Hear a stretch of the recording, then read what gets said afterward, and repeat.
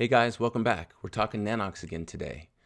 I'll recap for you what happened with Nanox over the past week, and then the exciting news that just took place overnight. Stay tuned. If you missed my last video, let me just recap what happened last week. So the big news last week was that Solactive German Index Engineering would be including on the ARK Israeli Innovation Index, Nanox.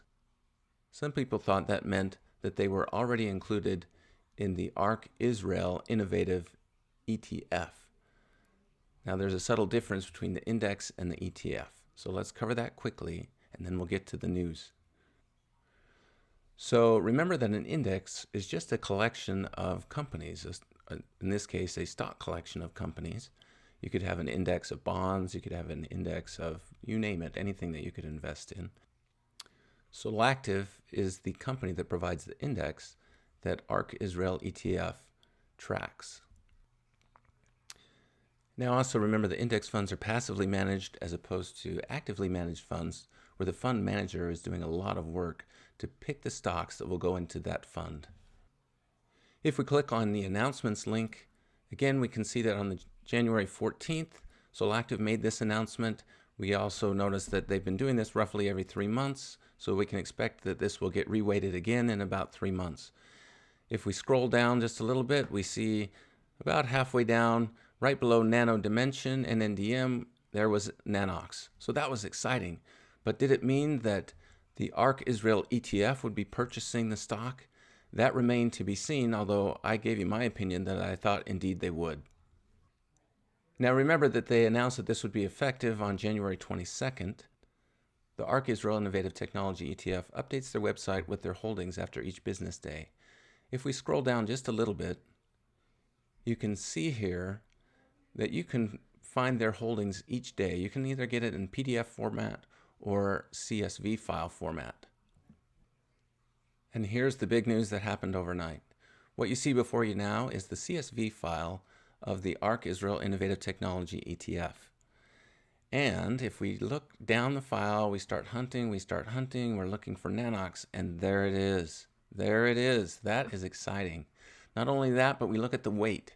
So their top weighting for stocks in this ETF belongs to One Software Technologies at 2.6% essentially. If we come down the list, right down here at just shy of 2% is Nanox.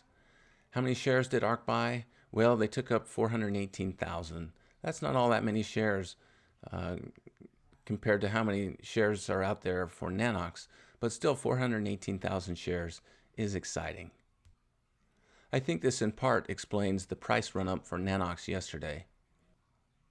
So the other announcement for Nanox this week was that they have made some additions to their leadership. They announced on January 20th that they have added a Chief Operating Officer, James Dara.